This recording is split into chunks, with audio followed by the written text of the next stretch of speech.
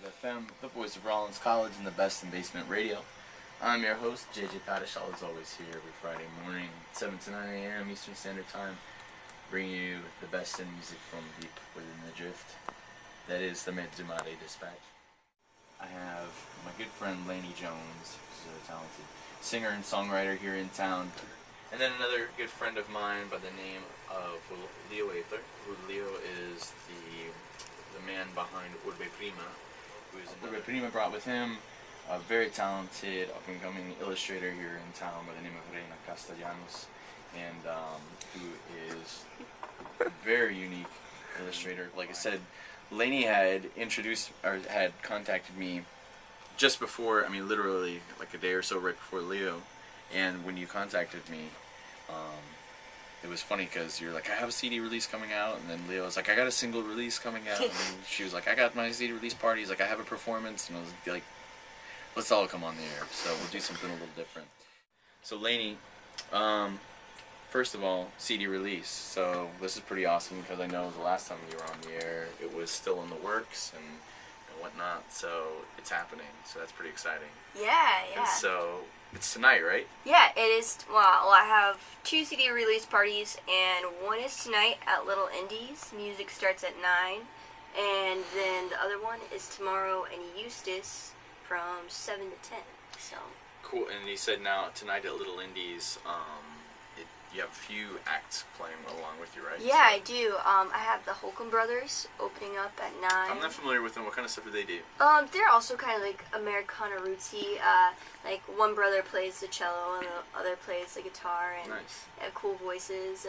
And then at 10 we have Cassandra Wilcox, who is another uke strummer. So cool. She's got some really interesting music. I really like. And then you're going to be backed by the talent. You have a pretty talented rhythm section behind you too, right? Yeah, I really do. I got Tommy Shugart and on lead guitar, and then Paul Terry on drums, David Venegas on bass, and then Matthew Tonner also on harmonies and guitars. Oh, that's awesome. That's great. Yeah. As far as all 4 of them are super talented individuals I've gotten to know. Sure, just by that lineup right there, I'm sure it's to be a great performance this evening. So let's see.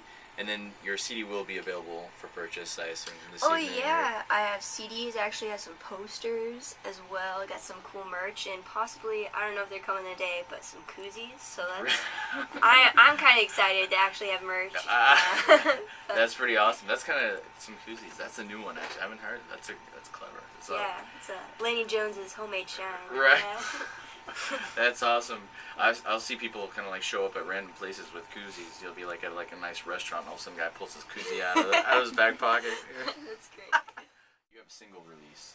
So the last time Leo was here, he had just released the CD, and so he's a diligent worker, and he already has the next single for the next album, which is already in the works and probably almost done by now, anyways. So, tell me about Vendetta, and we can still talk about, a lot of people may have not caught the first album as well. So I had just several songs just in the burner, and this song Vendetta is the single released this Tuesday with the Catantan Records. It's just kind of a transitional single between the more electronic album and the album that I'm finishing up right now, which is more acoustic, more just kind of raw, not too much, just kind of bringing it back down to the basics. It's going to be a little bit more of a bare bones kind of. And more about the songwriting more than anything. Well, it's always about the songwriting, but let's focus on the production. And the single is kind of a newer, more polished version of one of the 2 songs that I had in an EP I released a summer ago. And so it's just a more polished. I also kind of show off a little bit my skill on the piano that I've picked up the last few years, so I'm pretty happy about that. Awesome. And also, I guess I just want to thank quickly the people in that song, celloist Yamile Trujillo, percussionist Justin Stigger, and then also the voices from Marcela Garces and Meche Osina. They all contributed awesomely to the song. So yeah, it's funny. I just saw when I was looking at it, because I checked out the track earlier this week. It was great. And then It's Justin Steger, and I'm friends with Justin actually too. So he's super talented percussionist here in town. Well, Sunday, it's a very exciting day, not only because of my performance, but just because of what it means to be part of something bigger than you, something important that is happening in Orlando, about a project that people with the heart in the right place for culture and for just sharing genuine experiences with people. I just feel really happy to be part of that in a way or another. So on Sunday we'll be playing at the Timucua Arts White House, which is one of Orlando's best secrets, cultural secrets. They're an amazing, it's basically a house where obviously conditioned for live shows that it's just brought a lot of amazing musicians to town and just great people. It's a great, amazing audience, and regardless of our performance that day, I definitely encourage people to check out what they do. How late does the venue how late does it go till the performance? Generally, their format is they open the mic for you to do your stuff and whatever the energy dictates, pretty much. Right. So it's gonna be the show will start the doors will open at 7 p.m. and the show will start soon after. Jj Pattishall will be there, so don't miss that. We'll also have Reina Castellanos doing some live illustration along with the music, so it'll be a very awesome experience. And then I'll be playing acoustic versions of pretty much Laberintos. Also, I'll be playing the single, just acoustic versions. I will have Jj Pattishall helping me on guitar. I'll be playing a lot of piano on the set, and also have the aid of percussionist Abdias Ernesto Garcia. That's awesome. Well, he's a multi-instrumentalist, but he'll be helping me with percussion, and then also Hugo Lukis on the trumpet. He'll be doing a few tracks. Yeah. What time does it start at? It starts like at 7:30ish. Yeah, 7-ish. And it's the whole inside of the house is basically built out as a recital hall, and it's complete with spiral staircase, two-tier landings, and it works. And it's wired for recording and video, and it's just probably one of the best performance spaces in town. So worth checking out if you haven't been there. So the fact that Leo's playing down there, that's awesome. So and the cool thing is too, you're always running into people. It's got a great community vibe. So there's always people. Sometimes you'll run into other musicians, and sometimes it's just his neighbors. It's just everybody. It's a nice mix. Students. He has a lot of. I know he's worked with the school right next door over at Boone, but in the past. So it's always a good cross section of people there. Yeah, and if I may interject, the shows, every time they have a show, they're still free. They're still about, if you want donations are welcome, and also still great environment, great musicians, and also you just bring something to share with people, like something to drink or something to snack on, and all you do is share. I actually started doing graphic design. I attended Valencia College, and after that I transferred to the illustration program in SCAD up in Savannah, Georgia. So it's kind of like a mixture of both things. It's not quite graphic design, but it's having that design mind and adding that into my illustrations, sort of like very pared down, minimum, how much can I get accomplished with 2 colors, 3 colors. It's kind of figure out the way to put the puzzle in the most efficient way without being too many things going on. Do you find well, let's see, so then because to give it just a little more background, you were just saying just recently too, as far as you were, what was it, the AIGA, as far as that you were a part of? Yeah, the AIGA, it's the American Institute of Graphic Arts. We have a local chapter here in Orlando, and I was part of their mentorship program in the beginning of the year. I think it was the first 5 months, and the program culminated in May in a showcase. So it was a bunch of local graphic artists that maybe just graduated or were still in school. We got paired down with mentors.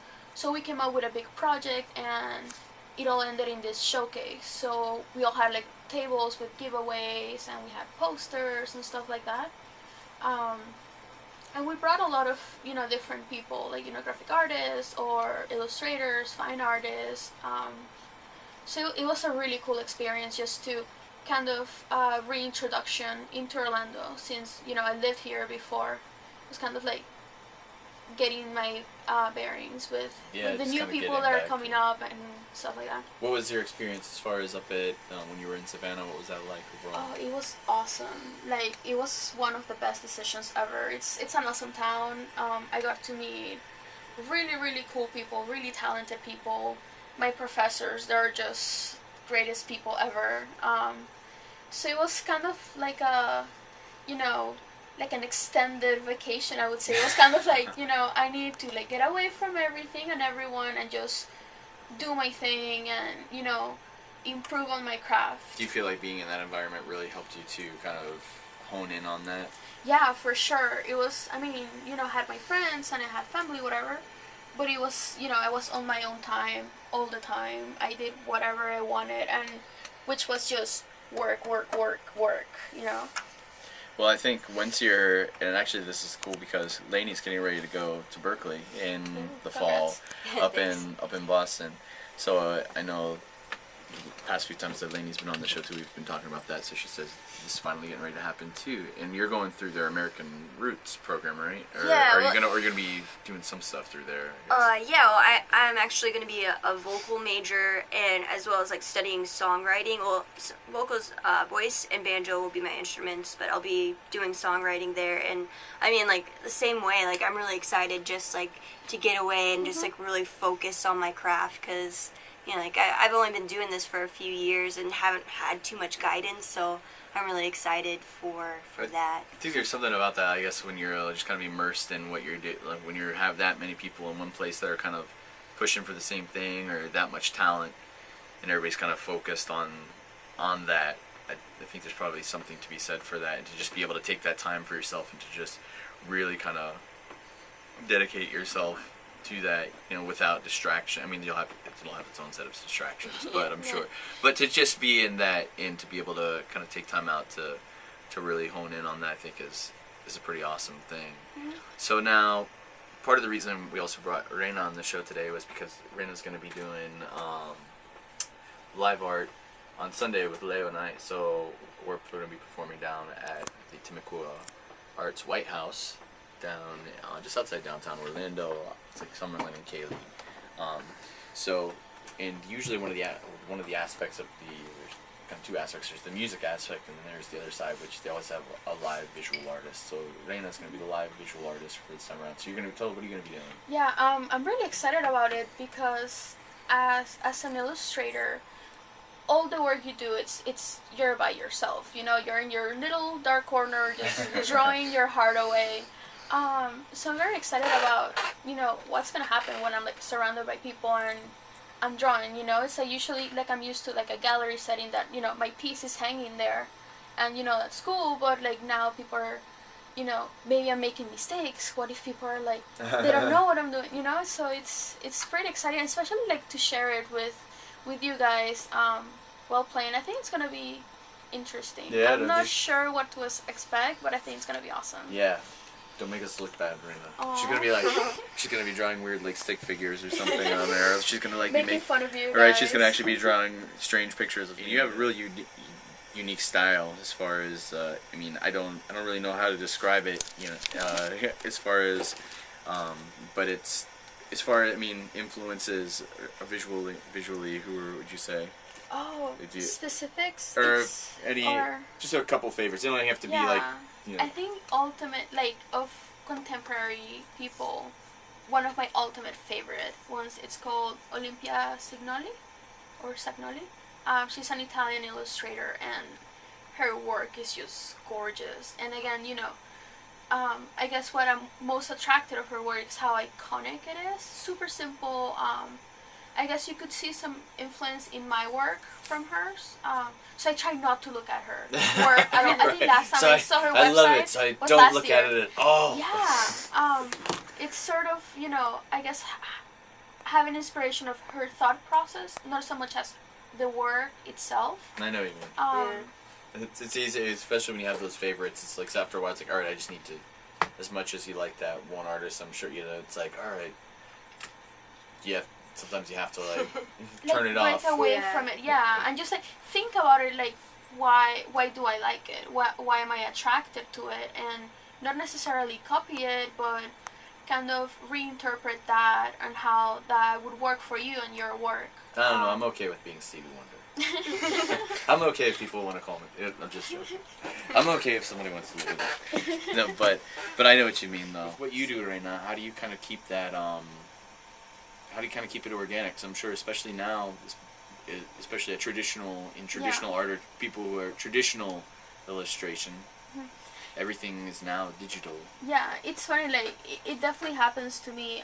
All my work tends to be digital, and my way to sort of, I mean, I love doing digital work, but sometimes I need to make stuff with my hands, and that's when where the printmaking comes in. I do, that's my passion. That's, printmaking. I do a lot of screen printings now, screen prints.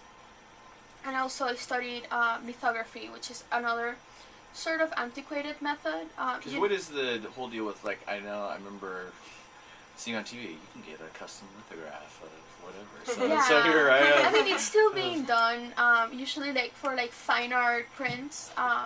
But it's, you're literally drawing on stones. You have to prepare it, you have to...